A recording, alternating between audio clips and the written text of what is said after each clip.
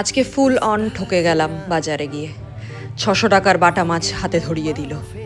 সেটা শুনে বাবা বলল যে আমি তোকে বাজার করা শেখাবো বর্ষা, পরের দিন থেকে আমার সাথেই যাস। এই টুকু, আমার টুকুটা আসো, আয়, আসো।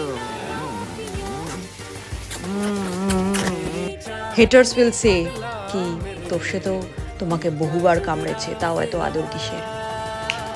আফটার অল ছেলে যেরকমই হোক, উশৃঙ্খল ভালো যে এরকমই হোক, তোকে কামড়ে দিত?